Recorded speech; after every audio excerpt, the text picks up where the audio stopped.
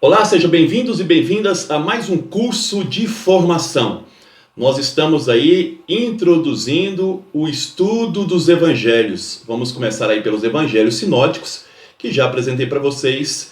São os 3 evangelhos chamados de Marcos, Mateus e Lucas. Nomes esses que foram colocados no século II, como eu expliquei no vídeo anterior. Hoje nós vamos, para tentar entender os elementos que se compõem dentro dos evangelhos, de algumas terminologias e da compreensão que são as comunidades que escrevem esses evangelhos, e portanto nós precisamos entender as tendências que o cristianismo foi apresentando no seu surgimento. Nós não temos um cristianismo no singular. O cristianismo sempre nasceu no plural, cristianismos. Cada região foi adaptando a mensagem que recebeu de Jesus através de terceiros e colocando a partir da sua realidade. Isso tem que estar muito claro.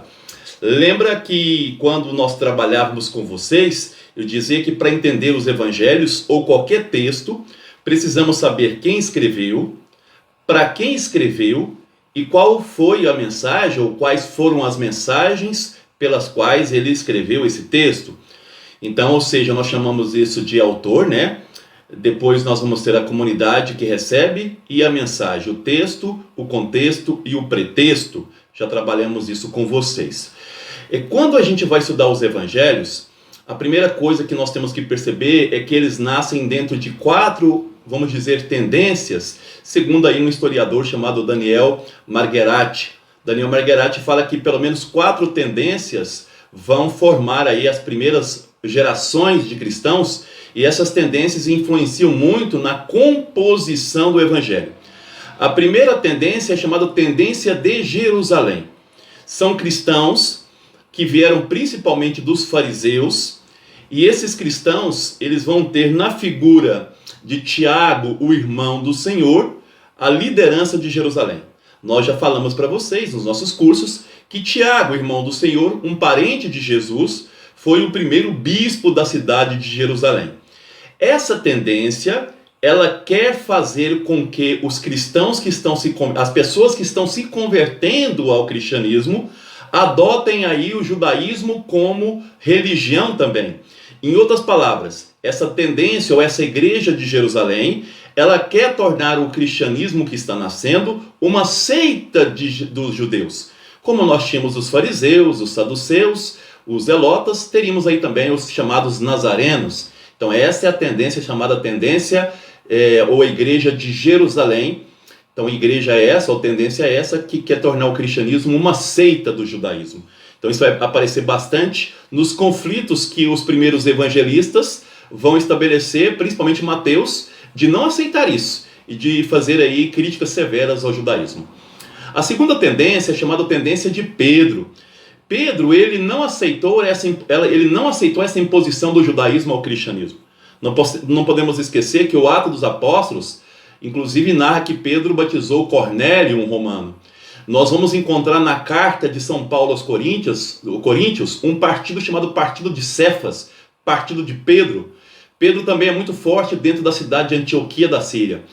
É desse partido de Pedro que vai nascer aí o evangelho chamado Evangelho de Marcos. Segundo Pápias, um bispo que foi aí discípulo de João Evangelista, de João Apóstolo, esse Pápias vai dizer que o Marcos, ele escreveu o evangelho dele a partir aí das catequeses do Pedro, aquilo que o Pedro ensinou. Então esse evangelho vai estar muito ligado aí, ou a tendência de Pedro, ao evangelho de Marcos. Portanto, podemos dizer que essa tendência do Pedro é uma tendência de um messianismo da Palestina, os palestinos que estão saindo e evangelizando em outros lugares. A terceira tendência que está muito presente nos evangelhos é a tendência chamada tendência apocalíptica ou milenarista. Muitos cristãos no início, depois da destruição da cidade de Jerusalém pelos romanos, no ano de 70, eles começam a esperar o reino dos céus ou o reino de Deus para logo. Por isso o termo Maranata, vem Senhor Jesus, vem logo, nós já não aguentamos mais viver nesse mundo, que o teu reino aconteça entre nós. Essa tendência, ela traz muito presente os textos de Daniel. Daniel é um texto apocalíptico do Primeiro Testamento. Então, quando você lê nos evangelhos a palavra filho do homem, saiba que é escrita aí por essa tendência apocalíptica. Ou o reino dos céus está próximo, ou o reino de Deus está próximo, é também uma tendência apocalíptica ou milenarista que está presente aí nos evangelhos. Isso é muito presente, portanto, aí. O início do evangelho do Marcos fala Jesus, o Filho de Deus, também dentro de uma tendência apocalíptica. Então, houve também dentro dos evangelhos aí essa tendência muito forte. Lembra que o Senhor virá nas nuvens, fala do final dos tempos, é essa tendência apocalíptica. E a tendência que mais se destaca na constituição dos evangelhos é a tendência chamada helenística. São judeus que já não estão em Jerusalém mais, mas que vão se convertendo lentamente ao cristianismo. Os evangelhos de Marcos, o evangelho de Lucas, são escritos para os gentios, mas também para essa visão do judaísmo helenista. Então, helenista aqui são dois termos. Quando eu falar judeu helenista, são judeus que não estão vivendo em Jerusalém, vivendo fora de Jerusalém, mas que aos poucos também se aproximam do cristianismo. Eu tenho judeu helenista que não se converteu ao cristianismo, que continuam judeus, mas tenho também um judeu um judeu helenista que já está se convertendo ao cristianismo, como é o caso do Paulo de Tarso. Paulo de Tarso é um judeu helenista que se converteu ao cristianismo, como também o Estevão, que está presente aí no Atos dos Apóstolos, como por exemplo Barnabé, é outro judeu helenista que se converte ao cristianismo. Então é uma tendência muito forte, é a tendência mais forte. E eu tenho também os helenistas, que não são judeus, nós chamamos eles de pagãos ou gentios, o termo mais correto é gentios. Esses gentios também estão se convertendo, alguns, ao cristianismo. Os evangelhos são escritos sobretudo, com exceção talvez do Mateus, mas os outros 3 evangelhos são escritos principalmente para esses helenistas, sejam eles judeus, helenistas, ou apenas helenistas que não são judeus, como eu falei para vocês, os gentios ou os chamados pagãos também. Então hoje é só para que você entenda que os evangelhos, ao serem compostos, eles trazem essas 4 tendências. Uma tendência de Jerusalém, vamos perceber isso muito na briga de Mateus com eles, e na briga de João também com os judeus.